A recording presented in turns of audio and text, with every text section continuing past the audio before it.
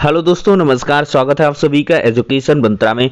दोस्तों, सुबह हो चुकी है और बहुत सारी इंपॉर्टेंट अपडेट हम इस वीडियो में डिस्कस करने वाले हैं जो विभिन्न समाचार पत्रों में छाई हुई हैं।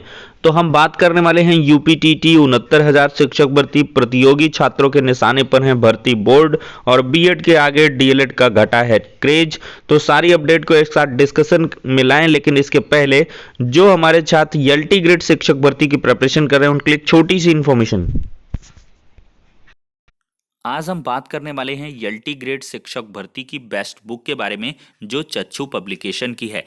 इस पुस्तक की अगर खास बात करें तो सामान्य अध्ययन भाग 1 की इस पुस्तक में 2019 के सॉल्व्ड क्वेश्चन पेपर को समावेशित किया गया है। पाठ्यक्रमानुसार थ्योरी दी गई है और विगत वर्ष के जो इम्पोर्टेंट क्वेश्चंस हैं उनको भी यहाँ पर रखा गया है। ये पुस्तक आपको ऑनलाइन और ऑफलाइन दोनों मोड में अवेलेबल कराई गई है। ऑनलाइन के लिए लिंक डिस्क्रिप्शन बॉक्स में है, वहाँ पर जाकर चेक करें और साथ ही साथ दिए गए नंबरों पर ज़्यादा जानकारी के लिए कॉल भी कर सकते हैं और ऑफलाइन के लिए किसी भी नज़दीकी बुक स्टॉल पर कांटेक्ट कर सकते हैं।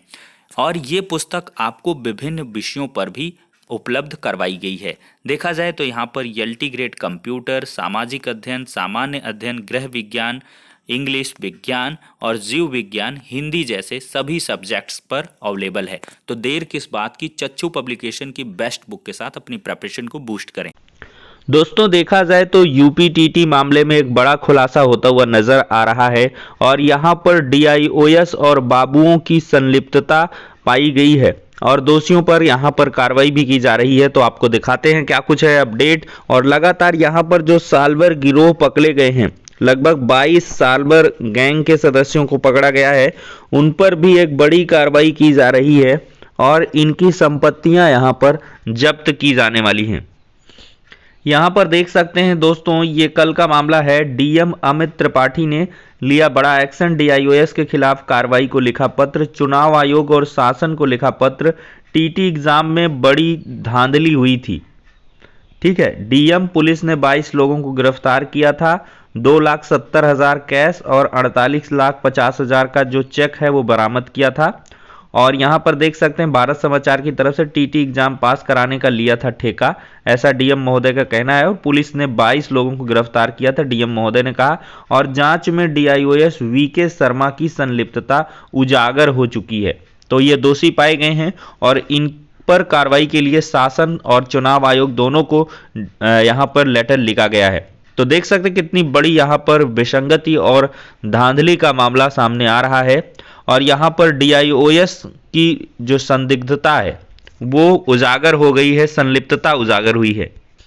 और यहां पर दोस्तों देख सकते हैं टीटी में नकल कराने के आरोप में बाबू को निलंबित भी किया जा चुका है। उत्तर प्रदेश शिक्षक पात्रता परीक्षा में नकल कराने के आरोप में पुलिस ने 22 लोगों को गिरफ्तार किया था। इसमें डीआईओएस कार्यालय का बाबू धर्मेंद्र भी है, उसे संयुक्त शिक्षा निदेशक ने निलंबित कर दिया है। साथ ही विभागीय कार्रवाई के लिए राजकीय इंटर कॉलेज जोकहरा के प्रिंसिपल को मामले की जांच सौंपी है। जांच रिपोर्ट आने के बाद कार्रवाई के लिए शासन को रिपोर्ट भेजी जाएगी। पकड़े गए 22 आरोपियों में से 9 रामपुर जिले के, 13 आजमगढ़ के रहने वाले। इसमें विभिन्न स्कूलों के प्रबंधक, शिक्षक, बाबू शामिल है। इन पर गैंगस्टर के तहत कार्रवाई होगी और संबंधित स्कूल की मान्यता समाप्त करने की भी कार्रवाई की जाएगी। यहां पर भी दोस्तों देख सकते हैं टीटी परीक्षा, सभी 30 आरोपियों पर लगेगा गैंगस्टर। एसपी के निर्देश के बाद कार्रवाई शुरू हुई है। नकल माफियाओं की जब्त होगी संपत्ति और संपत्ति का जुटाया जाएगा विवरण कि कहां से इन्होंने संपत्तियां अर्जित की हैं। देखिए, टीटी परीक्षा में नकल कराने का ठेका लेने वाले गिरोह के 30 सदस्यों का चेहरा बेनकाब हुआ है। इनमें 22 गिरफ्तार हैं जबकि 8 फरार हैं। फरार आरोपियों की तलाश की जा रही है। गिरोह से जुड़े सदस्यों पर गैंगस्टर एक्ट के तहत केस दर्ज करने की प्रक्रिया शुरू कर दी गई है, ऐसा दिलीप कुमार सिंह, प्रभारी निरीक्षक, कहते हैं। तो कुल मिलाकर दोस्तों ये टीटी मामले में एक बहुत बड़ी कार्रवाई देखने के लिए मिल रही है। नकल माफिया की जब्त होगी संपत्ति और साथ ही साथ यहां पर संपत्तियों का विवरण भी जुटाया जाएगा। अब दोस्तों हम बात करते हैं अगली अपडेट पर। शिक्षक भर्ती के पदों को लेकर फंस गया चयन। यहां पर 69,000 शिक्षक भर्ती में लगभग सभी पदों के सापेक्ष चयन हो चुका है और 68,500 शिक्षक भर्ती के रिक्त पदों पर नियुक्ति देने पर अब कोर्ट ने रोक लगा दी है। यहाँ पर देखा जाए तो आखिरकार प्राथमिक विद्यालयों की 69,000 शिक्षक भर्ती में 6800 अभ्यर्थियों का जो चयन है वो फंस गया है। बेसिक शिक्षा विभाग लंबे समय से प्रतियोगियों की ये मांग खारिज कर रहा था कि 69,000 भर्ती की लिखित परीक्षा में सफल होने वालों को 68,500 शिक्षक भर्ती के रिक्त पदों पर नियुक्ति दी जाए। प्रकरण तूल पकड़ने पर विभाग ने उसी दिशा में कदम बढ़ाया और इसके अनुसार गलत ठहराया गया है। अब कोर्ट ने भी स्पष्ट कर दिया है कि तय पदों से अधिक पर भर्ती नहीं कर सकते। ऐसे में 5 जनवरी को जारी अंतिम चयन सूची का अभ्यर्थियों का जो नियुक्ति है वो लटक गया है। देखा जाए तो बेसिक शिक्षा विभाग लंबे समय से यह मांग खारिज कर रहा था कि 69,000 शिक्षक भर्ती की लिखित परीक्षा में सफल होने वालों को 68,500 शिक्षक भर्ती के पदों पर नियुक्ति मिले। देखिए, शिक्षा मित्रों से खाली हुए थे पद। देखा जाए तो 69,000 शिक्षक भर्ती की लिखित परीक्षा में उत्तीर्ण होने वाले अभ्यर्थियों की संख्या 1,46,000 रही। उनमें से करीब 68,000 से अधिक की नियुक्ति हो चुकी है। देखा जाए तो इससे अधिक अभ्यर्थी नौकरी पाने के लिए 6 माह से अधिक मांग कर रहे थे।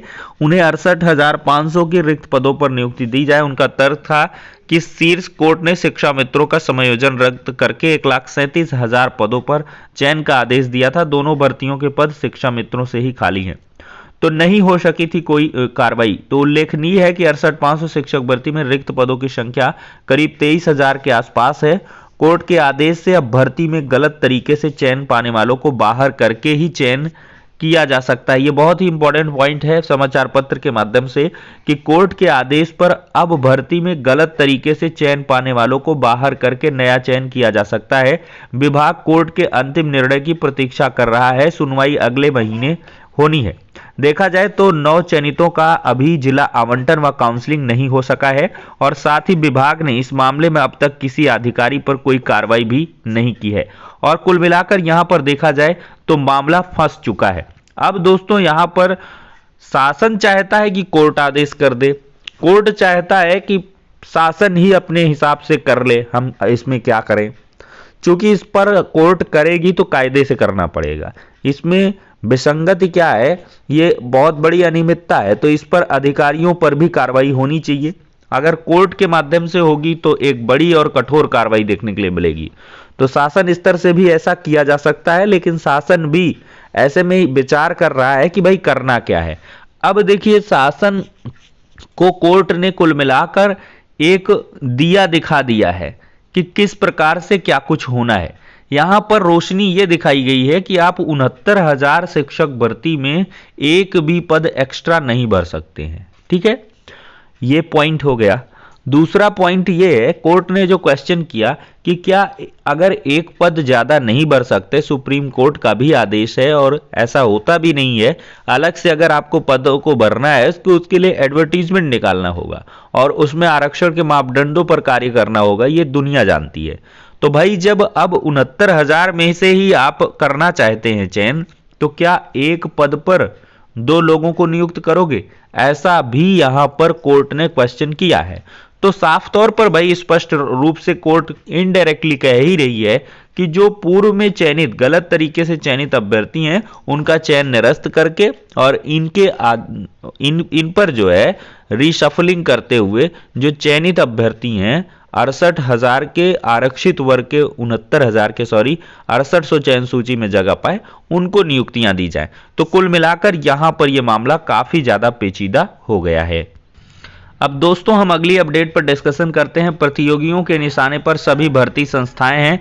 भर्ती संस्थाओं के मुखिया और उच्च अधिकारियों की संपत्ति की जांच कराने की मांग, सोशल मीडिया पर अभियान छेड़ा गया है। प्रतियोगी छात्रों ने प्रदेश की सभी भर्ती संस्थाओं के खिलाफ मोर्चा खोल दिया है। भर्तियों में भ्रष्टाचार और बेरोजगारी के मुद्दे पर ट्विटर, फेसबुक पर अभियान शुरू कर दिया गया है। छात्रों की ओर से शिकायतों की लंबी फहरिस्त है और मांग पत्र भी तैयार किया गया है, जिसे सोशल मीडिया पर वायरल कर उस पर चर्चा की जाएगी और सरकार से उस पर जवाब भी मांगा जाएगा।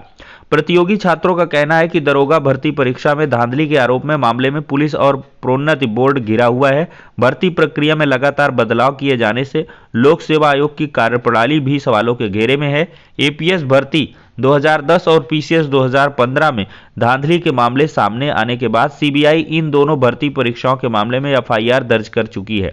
वहीं पर उच्चतर शिक्षा आयोग पिछले 5 सालों से असिस्टेंट प्रोफेसर की सिर्फ एक नई भर्ती कर सका है, जबकि असिस्टेंट प्रोफेसर के 2000 से अधिक पद अभी भी रिक्त पड़े हुए हैं और उनका विज्ञापन जारी नहीं किया गया।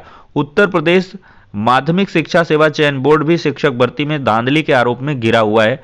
वहीं यूपीटीटी में पेपर आउट प्रकरण और प्राथमिक शिक्षक भर्ती में धांधली के मामले में पीएनपी कार्यालय पर भी लगातार सवाल उठते रहे हैं। और यूपी ट्रिपल एससी देखा जाए तो वर्षों से भर्तियां लंबित पड़ी हैं और वहां भी परीक्षाओं के धांधली के आरोप लगते रहे हैं। तो प्रतियोगी छात्र संघर्ष समिति के अध्यक्ष अवनीश पांडे का कहना है कि इनके अलावा भी कई अन्य मांगे हैं जिनको लेकर सोशल मीडिया पर अभियान शुरू कर दिया गया है। अब दोस्तों छोटी सी अपडेट है, बीएड के आगे डीएलएड का क्रेज घट चुका है। जिले में सत्र 21-22 के दौरान खाली रह गई हैं डीएलएड की 50% सीटें।